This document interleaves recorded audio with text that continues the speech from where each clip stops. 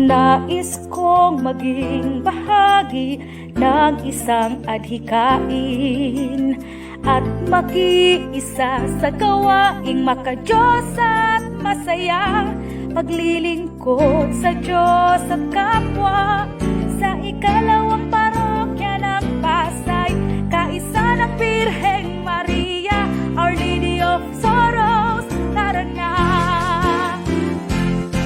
Viva Mater Dolorosa, Virgo de la Pieta.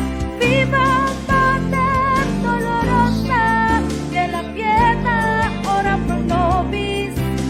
Sa OLS, ituloy ang saya sa hirap man at pandemya. Pagpapalataya ay makakamtan, kapit lang sa Diyos ng lubusan. Viva Mater Dolorosa, Virgo de la Pieta. Viva Mater Dolorosa de la Pieta, ora pro nobis. Sa Our Lady of Sorrows, ituloy ang saya sa habang panahon, kasama si Maria, ang mahal nating ina.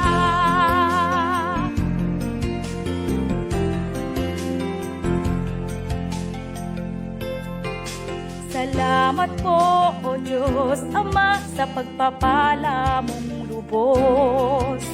Sa krus ni Kristo Jesus na iyong anak kami tinubos. Sa patnubay ng Espiritong Banal sa aming buhay, at kainang Maria, ang bagong Eva na mapagkalinga.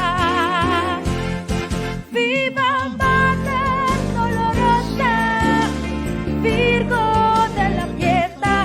Viva Mater Dolorosa de la Pieta, ora pro nobis. Sa Our Lady of Sorrows, ituloy ang saya sa habang panahon, kasama si Maria, ang mahal nating ina. Viva Mater Dolorosa, Virgo de la Pieta. Viva Mater Dolorosa de la Pieta, ora pro nobis. Sa Our Lady of Sorrows, ituloy ang saya sa habang panahon, kasama si Maria, ang mahal nating ina. Viva Mater Dolorosa, Viva Mater Dolorosa, Viva Mater Dolorosa, Viva Maria!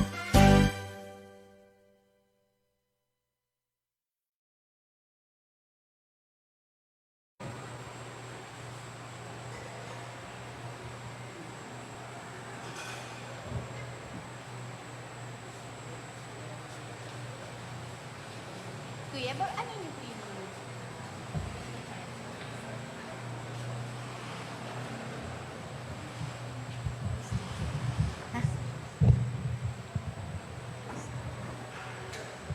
yung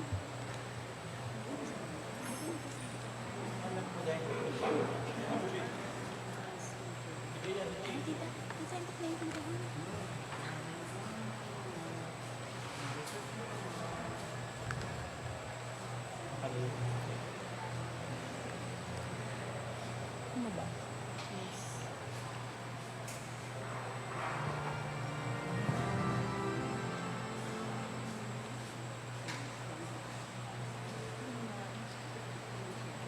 Trinchera.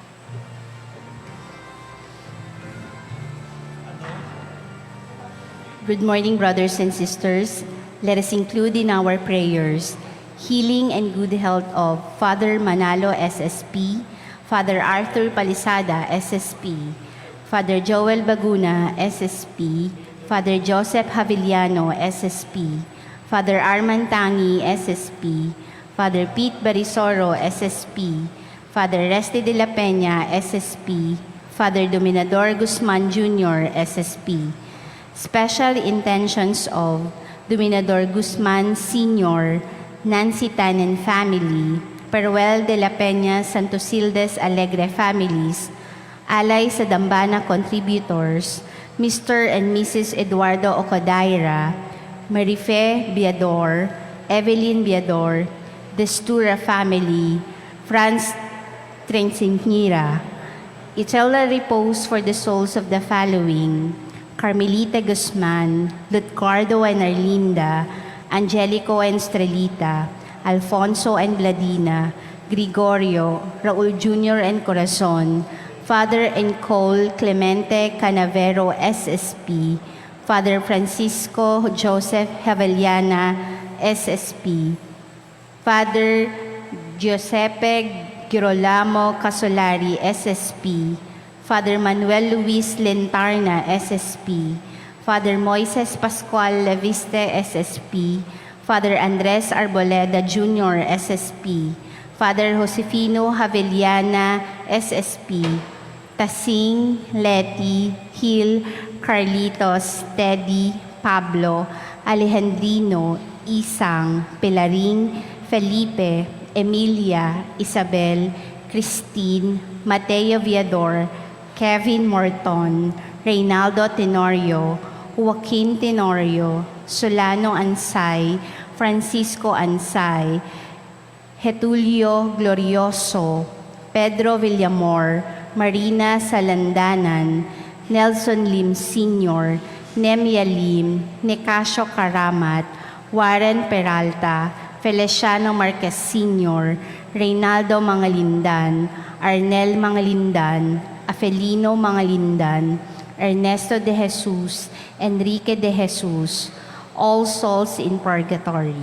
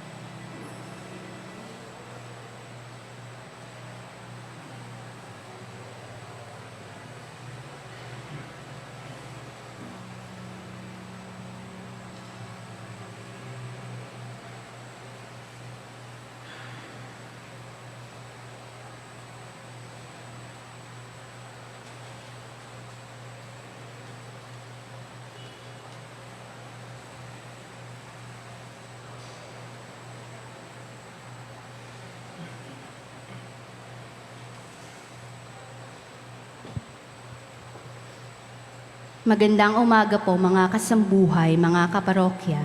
Ialay po natin mula sa main altar ng Our Lady of Sorrows Parish, Pasay City, ang Santa Misa para sa iba't ibang intensyon ng mga parokyano, diboto at benefactor ng Our Lady of Sorrows. Ang misa ay iaalay ng mga pari ng Society of St. Paul na naka-assign sa parokya. Sa oras na ito, ang Mass Presider ay si Reverend Father Tucci Flores, SSP. Tayo po'y magsitayo, makiisa, at ibigay ang sandaling ito kay Jesus sa banal na Eucharistia.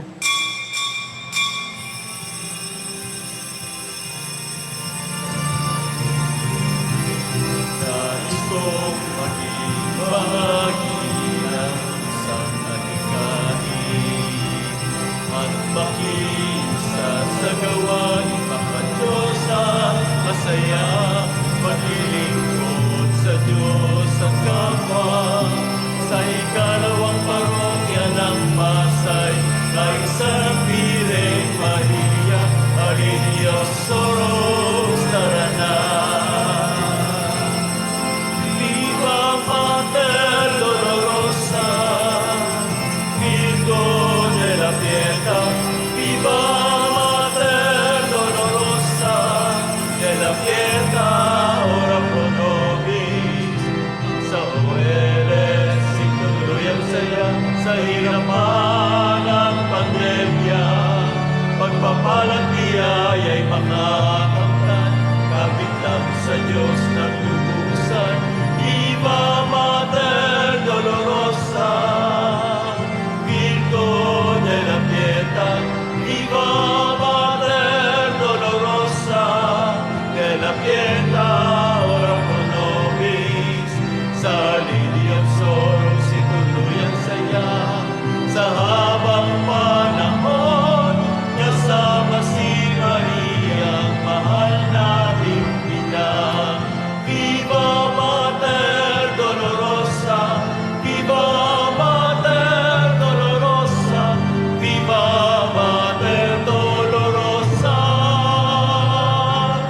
Viva Maria. In the name of the Father, and of the Son, and of the Holy Spirit, Amen. the Lord be with you. And with your spirit. My dear sisters and brothers, let us acknowledge our sins and so prepare ourselves to celebrate the sacred mysteries.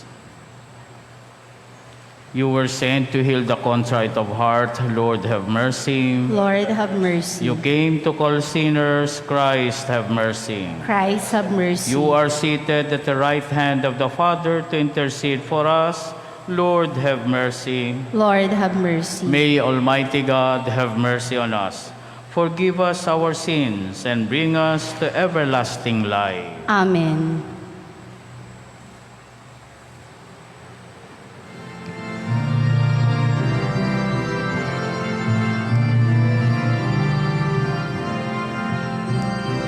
Glory to God, glory to God, glory to God in the highest, and on earth peace to people of good will.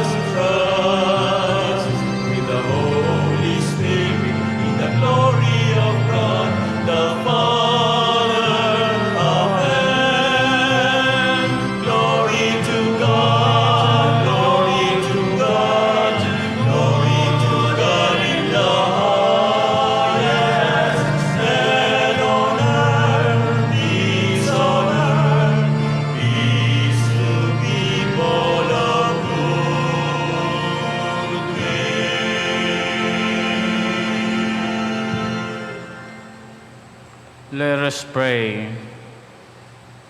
O God, strength of those who hope in you, graciously hear our pleas. And since without you, mortal frailty can do nothing, grant us always the help of your grace, that in following your commands, we may please you by our resolve and our deeds. Through our Lord Jesus Christ, your Son, who lives and reigns with you in the unity of the Holy Spirit, one God, forever and ever. Amen.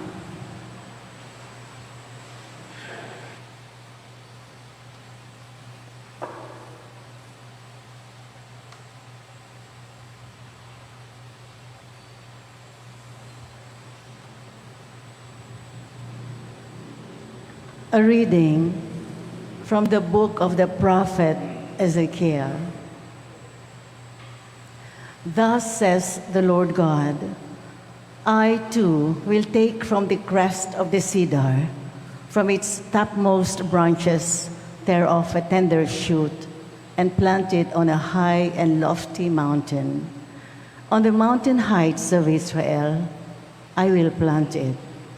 It shall put forth branches and bear fruit, and become a majestic cedar. Birds of every kind shall dwell beneath it. Every winged thing in the shade of its boughs, and all the trees of the field shall know that I, the Lord, bring low the high tree, lift high the lowly tree, wither up the green tea, and make the withered tree bloom. As I, the Lord, have spoken, so will I do. The word of the Lord. Thanks be to God. Lord, it is good to give thanks to you. Lord, it is good to give thanks to you. It is good to give thanks to the Lord, to sing praise to your name, Most High, to proclaim your kindness at dawn and your faithfulness throughout the night. Lord, it is good to give thanks to you. The just one shall flourish like the palm tree, like a cedar of Lebanon shall he grow. They that are planted in the house of the Lord shall flourish in the courts of our God. Lord, it is good to give thanks to you. They shall bear fruit even in old age. Vigorous and sturdy shall they be, declaring how just is the Lord, my rock in whom there is no wrong. Lord, it is good to give thanks to you.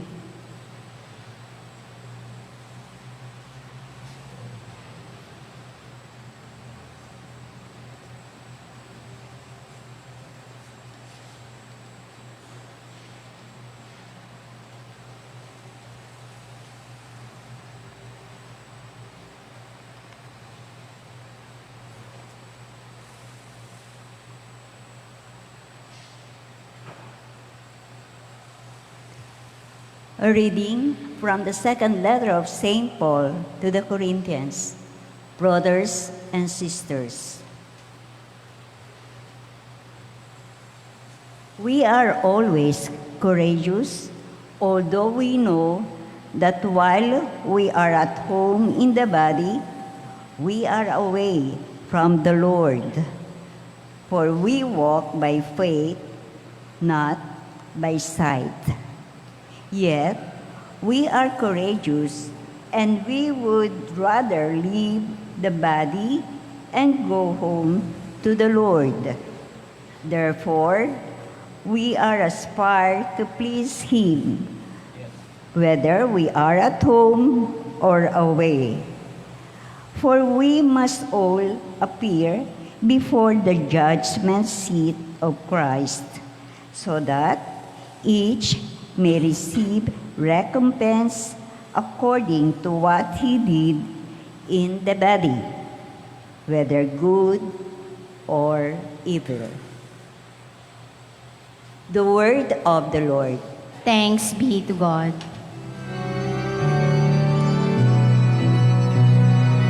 Alleluia, alleluia.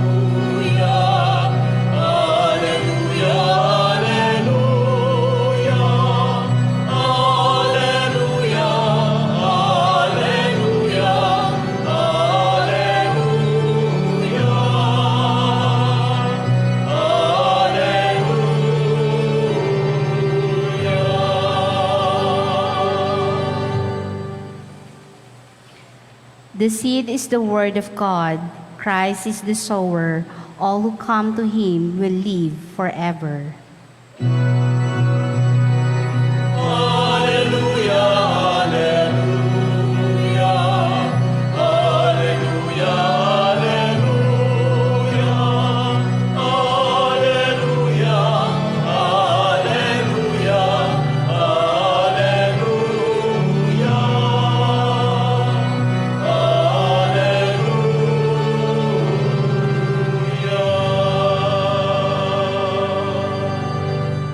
The Lord be with you. And with your spirit. A proclamation of the Holy Gospel according to Mark. Glory to you, O Lord. Jesus came with his disciples. Again, the crowd gathered, making it impossible for them even to eat.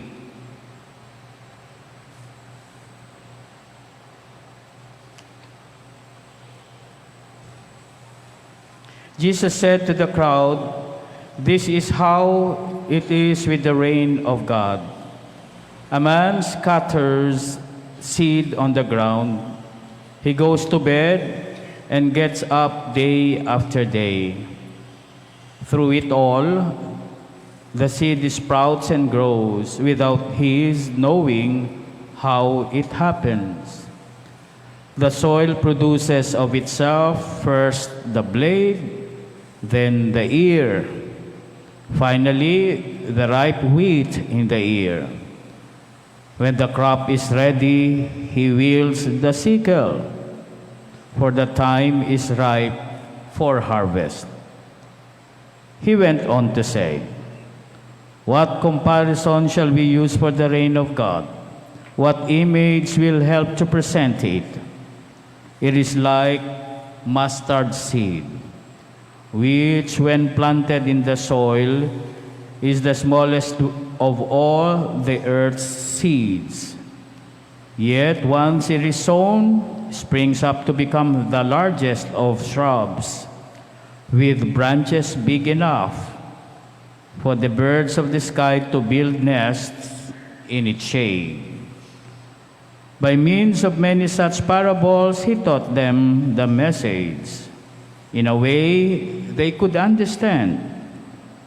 To them, he spoke only by way of parable, while he kept explaining things privately to his disciples. The Gospel of the Lord. Praise to you, Lord Jesus Christ.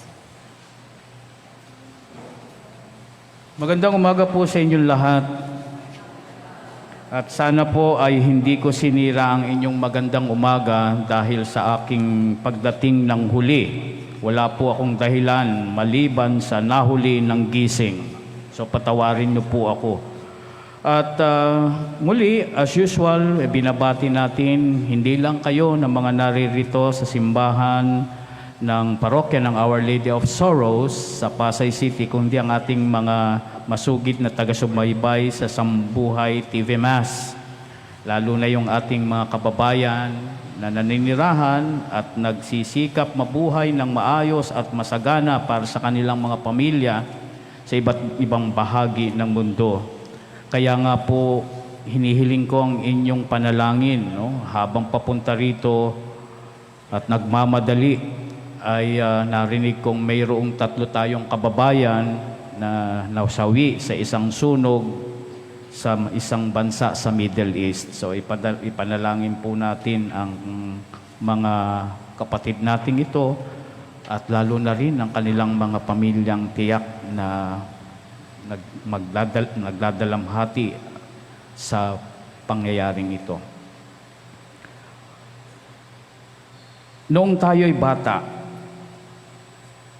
at kapag ka bata, maraming tanong, kung ano-anong mga tanong na paminsan o madalas nga mahirap sagutin ng matatanda.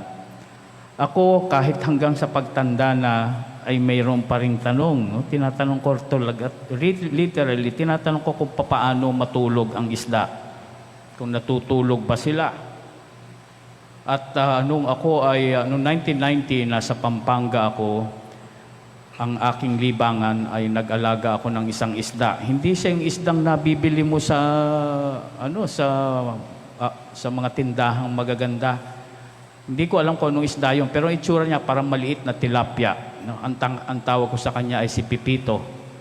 Itong si Pipito, pinagmamasdan ko talaga. Talagang pag minsan nagpupuyat ako, tinitingnan ko kung paano matulog.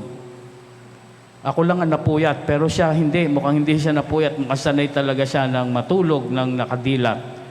Kaya bandang huli, tinanggap ko na lang ang katotohanan na ang mga isda ang pinakakawawang nilalang sa buong mundo. Bakit po? Kasi sila yung talagang laging namamatay ng dilat. Di ba po? So tayong mga tao, pag namatay tayo ng dilat, nakakaawa tayo. Pero sila, sanay na sila na mamatay ng dilat. Well, ang bahagi po ng pagiging, sabihin nating mature na tao, ang tanggapin na maraming bagay sa mundo ang hindi natin kayang ipaliwanag. They remain mystery. At ang ating ebanghelyo ngayon, una sa lahat, ay nagpapahayag ng katotohanan ng hiwaga, no? Ng maraming bagay sa mundo, in particular, the mystery of the kingdom of God.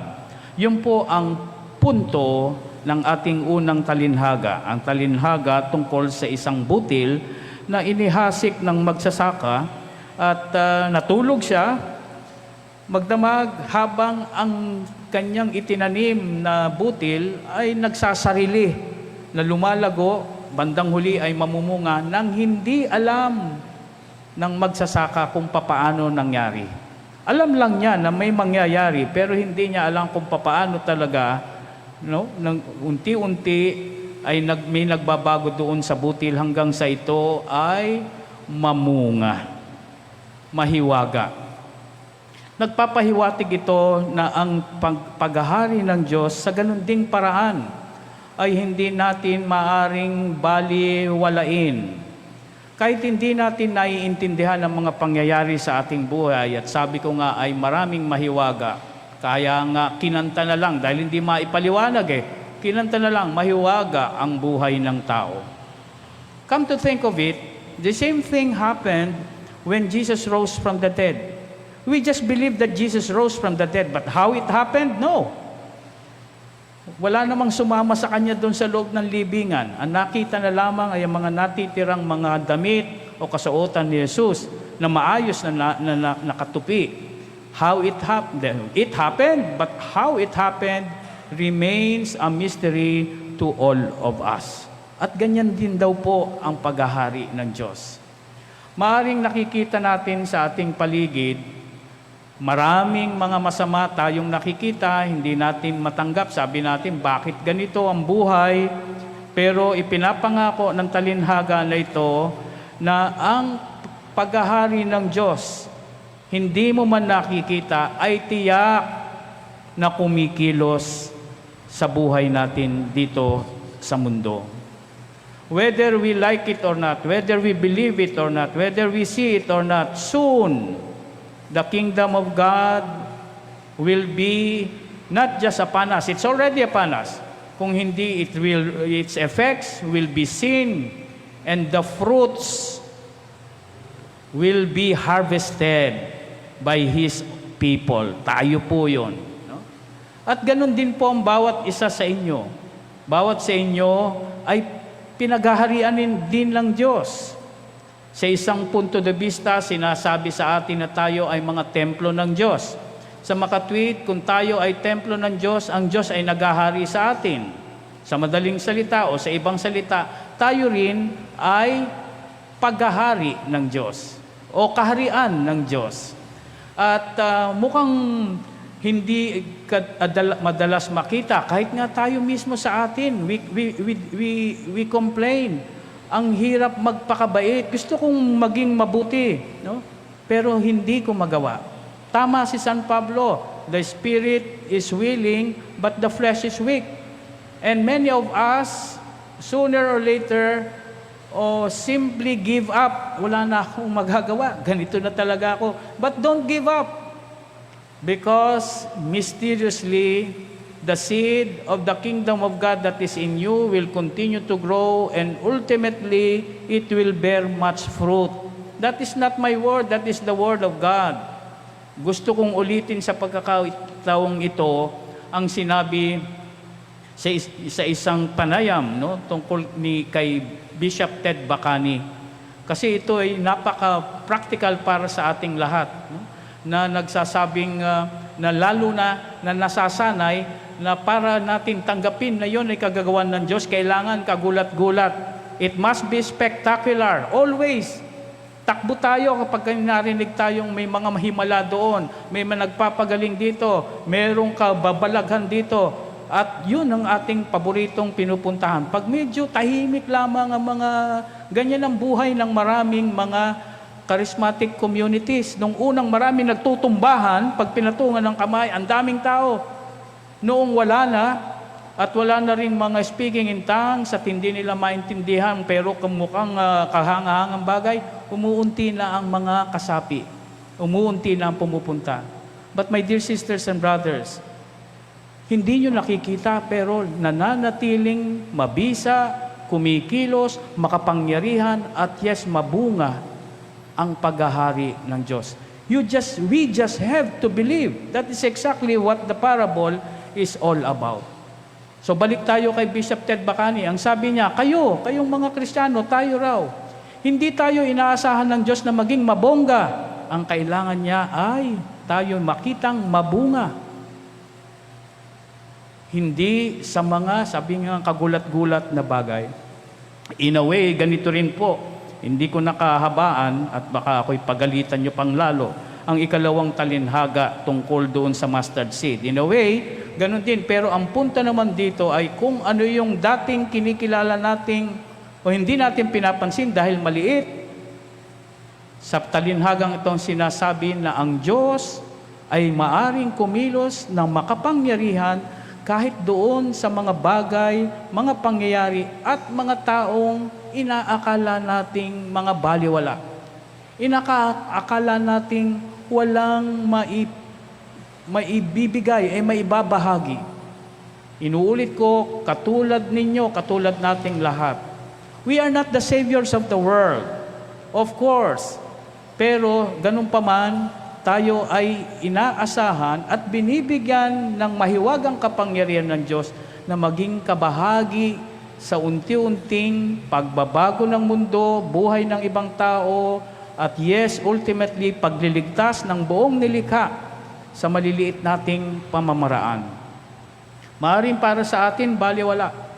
Pero sa biyaya ng Diyos, walang bagay na maliit kung ito ay naaayon sa kalooban ng Diyos na baguhin ang buhay ng mga tao sa mundong ito. Until finally, the kingdom of God will be upon us, be manifested in all its glory.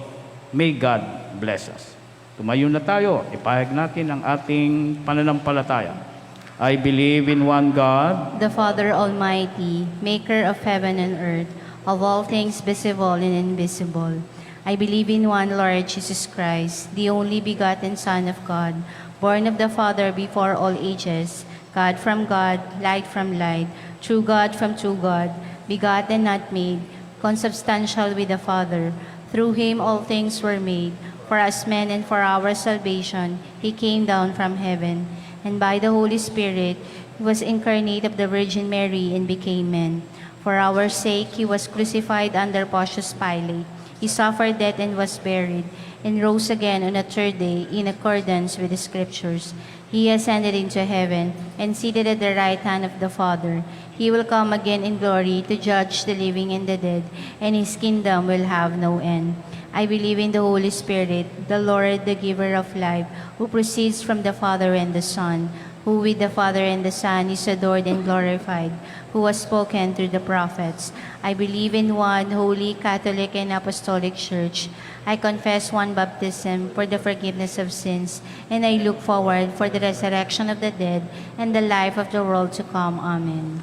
let us pray to the Heavenly Father that His kingdom may grow abundantly here on earth, a kingdom of love, peace, and joy For every petition, let us say, Lord, listen to our prayers. Lord, listen to our prayer.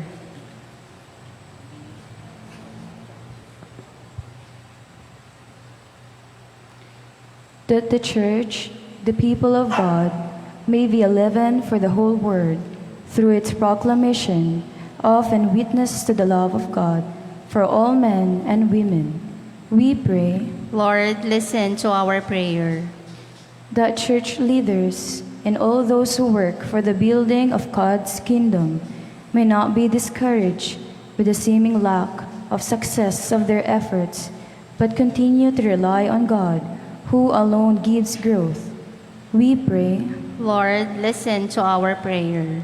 that political and civil leaders may desist from going after instant popularity and political windfalls, but pursue what is truly beneficial for the people. We pray Lord, listen to our prayer. that the Lord may provide those who labor in the land with food for body and spirit, make their work fruitful, and give them a rich harvest. We pray, Lord, listen to our prayer. let us pray for the urgent concerns of our community and our personal intentions.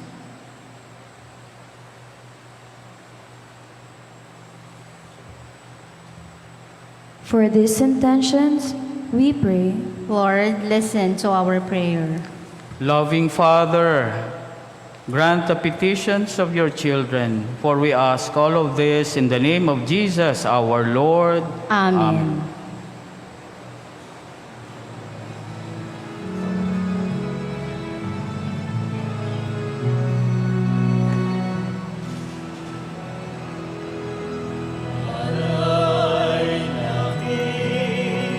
O Panginoon, inapayat anak sa iyong kapal. Tanggapin mo at pagpalain, maging banal na pagkain at inumin namin. Tinapay na galing sa trigo, alam na siyang katas ng bukas. Dahil sa kabutihang loob mo, bunga ng iyong likay-alay sa'yo.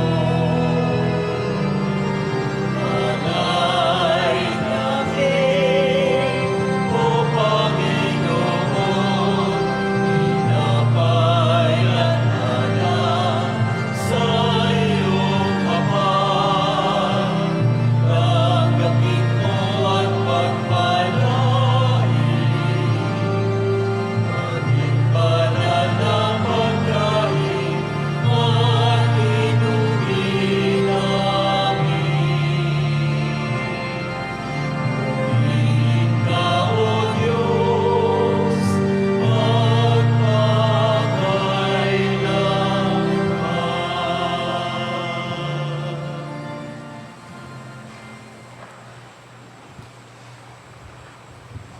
Pray, sisters and brothers, that my sacrifice and yours may be acceptable to God, the Almighty Father. May the Lord accept the sacrifice of your hands for the praise and glory of his name, for our good and the good of all his holy church. O God, who in the offerings presented here provide for the twofold needs of human nature, nourishing us with food and renewing us with your sacrament, grant, we pray, that the sustenance they provide may not fail us in body or in spirit, through Christ our Lord. Amen. The Lord be with you. And with your spirit, Lift up your hearts. we lift them up to the Lord. Let us give thanks to the Lord our God. It is right and just. It is truly right and just, our duty and our salvation, always and everywhere to give you thanks, Lord, Holy Father, Almighty and eternal God. For you so loved the world that in your mercy you sent us the Redeemer to live like us in all things but sin. so that you might love in us what you loved in your Son, by whose obedience we have been restored to those gifts of yours that by sinning we had lost in disobedience. And so, Lord, with all the angels and saints, we too give you thanks, as in exultation we acclaim.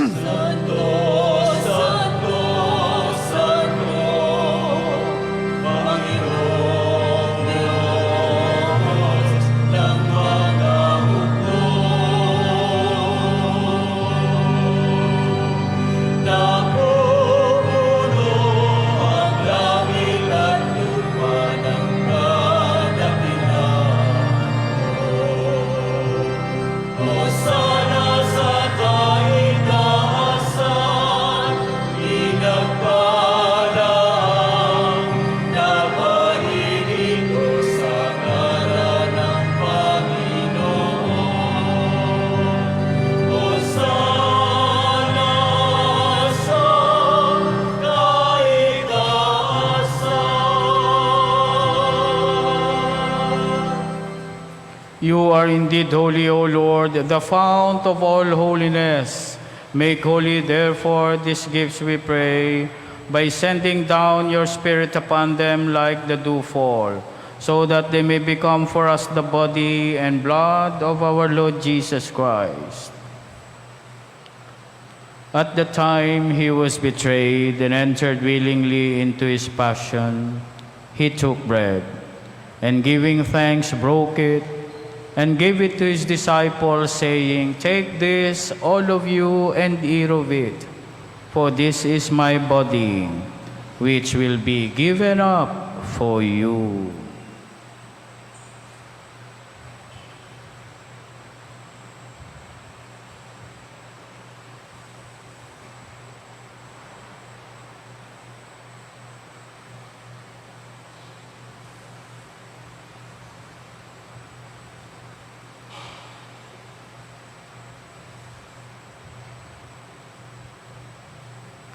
In a similar way, when supper was ended, he took the chalice, and once more giving thanks, he gave it to his disciples, saying, "Take this, all of you, and drink from it.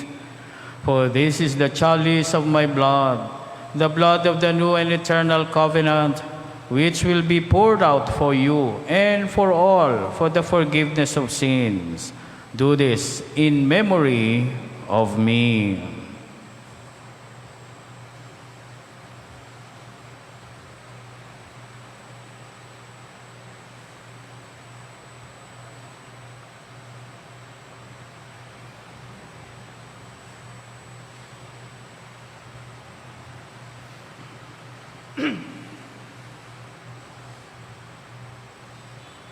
The mystery of faith.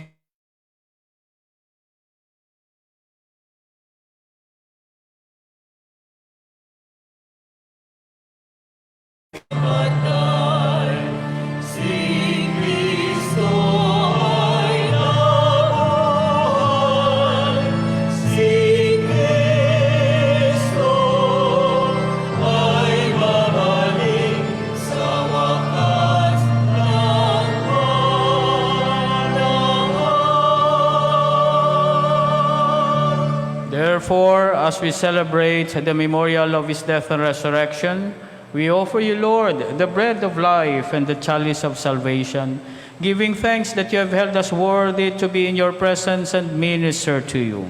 Humbly we pray that partaking of the body and blood of Christ, we may be gathered into one by the Holy Spirit.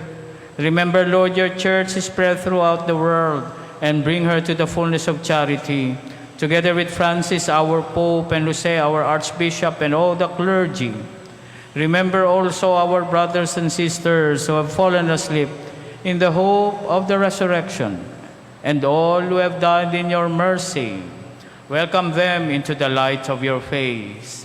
Have mercy on us all, we pray, that with the Blessed Virgin Mary, Mother of God, with Blessed Joseph, her spouse, with the blessed apostles, and all the saints who have pleased you throughout the ages, we may merit to be co-heirs to eternal life and may praise and glorify you through your Son, Jesus Christ. Sa pamamagitan ni Kristo, kasama niya at sa Kanya, ang lahat ng parangal at papuri ay sa iyo, Diyos Amang makapangyarihan, kasama ng Espiritu Santo, magpasawalang hanggan.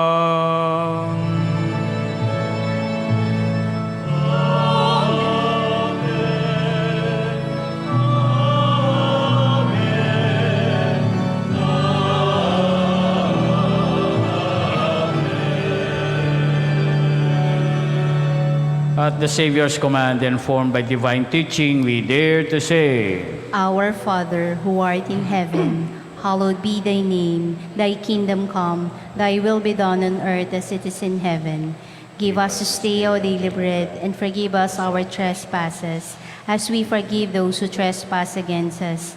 And lead us not into temptation, but deliver us from evil. Deliver us, Lord, we pray, from every evil. Graciously grant peace in our days, that by the help of your mercy, we may be always free from sin and safe from all distress, as we await the blessed hope and the coming of our Savior, Jesus Christ. For the kingdom, the power, and the glory are yours, now and forever. Lord Jesus Christ, who said to your apostles, Peace I leave you, my peace I give you, look not on our sins, but on the faith of your church, and graciously grant her peace and unity in accordance with your will, who live and reign forever and ever. Amen. My dear sisters and brothers, the peace of the Lord be with you always. And with your spirit. Let us offer each other the sign of peace. Peace be with you, Peace be- brothers and sisters. Lamb of God, you take away the sins of the world, have mercy on us. Lamb of God, you take away the sins of the world, have mercy on us. Lamb of God, you take away the sins of the world, grant us peace.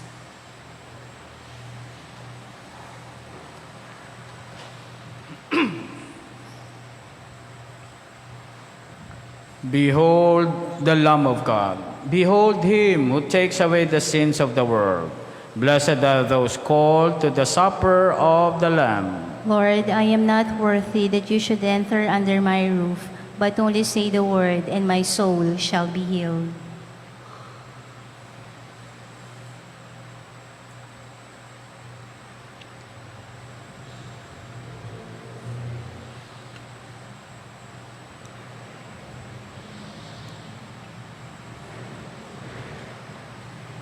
For those who cannot receive the Holy Communion, especially the sick and OFWs, join us in praying the spiritual communion. My Jesus, I believe that you are present in the most holy sacrament. I love you above all things, and I desire to receive you into my soul. Since I cannot at this moment receive you sacramentally, come at least spiritually into my heart.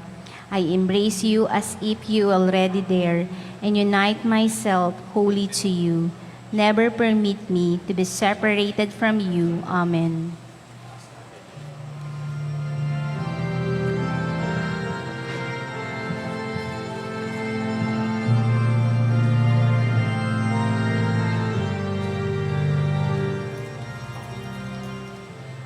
In the presence of our God,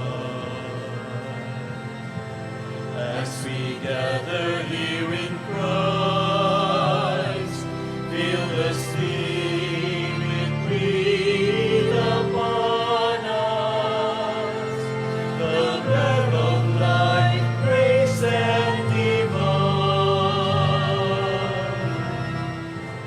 We have come to break the bread, to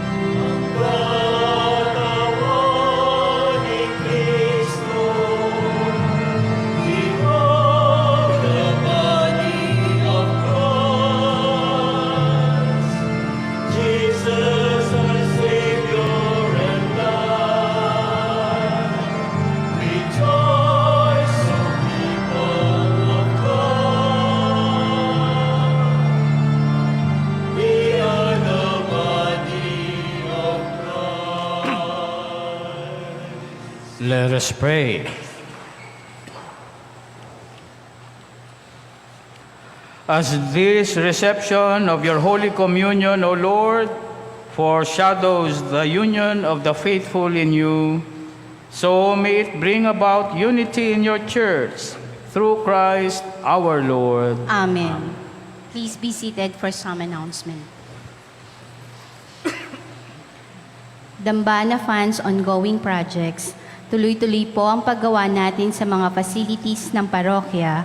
Ang 200-seater Assembly Formation Hall ay nangangailangan po ng roofing at ceiling materials, floor tiles, electrical installation para sa lights, ceiling fans at sound system.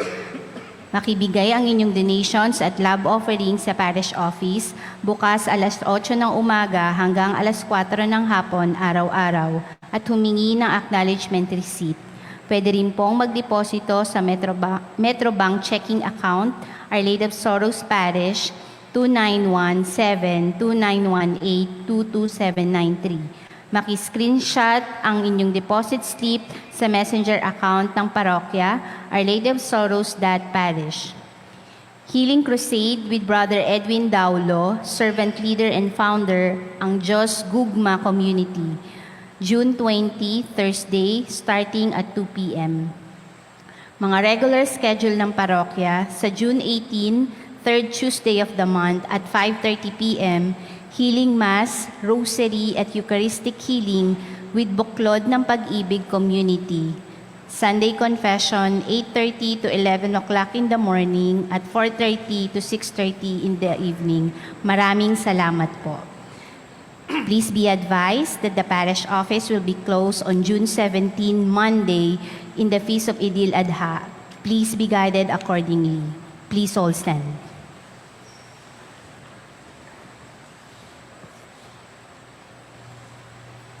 The Lord be with you. And with your spirit. Bow down for the blessing. Lord God, from the abundance of your mercies, provide for your servants and ensure their safety, so that, strengthened by your blessings, they may at all times abound in thanksgiving and bless you with unending exaltation through Christ our Lord. Amen. And may Almighty God bless and protect you all, the Father, and the Son, and the Holy Spirit. Amen. Go and announce the gospel of the Lord. Thanks be to God. Mula sa parokya ng Our Lady of Sorrows, Ebby Harrison, Pasay City. Mula sa mga pari ng Society of St. Paul na naka-assign sa parokya. Mula sa Sambuhay TV unit ng Our Lady of Sorrows Parish, salamat po. God bless you. Mater de la Rosa de la Pieta cares for you.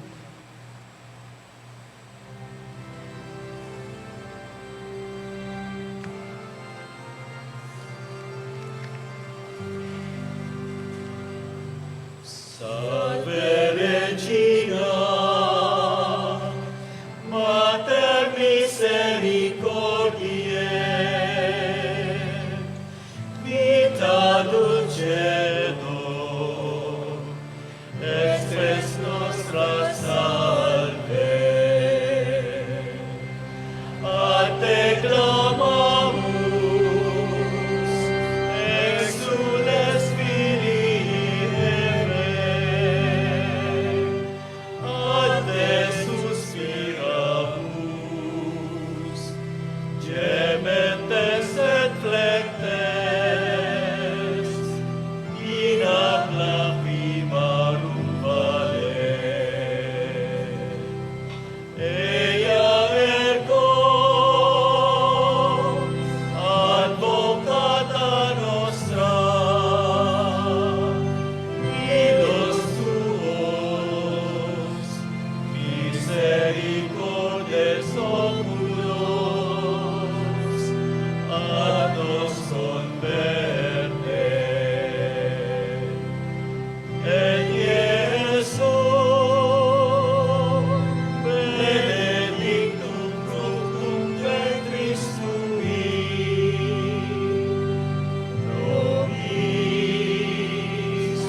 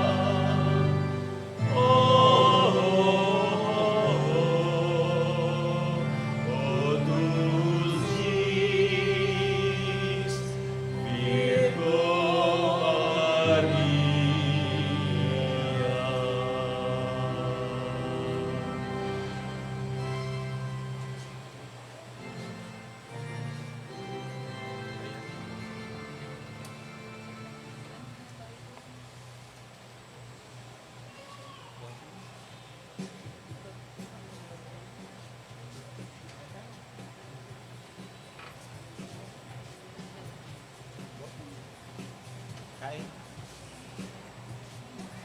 Sinapay.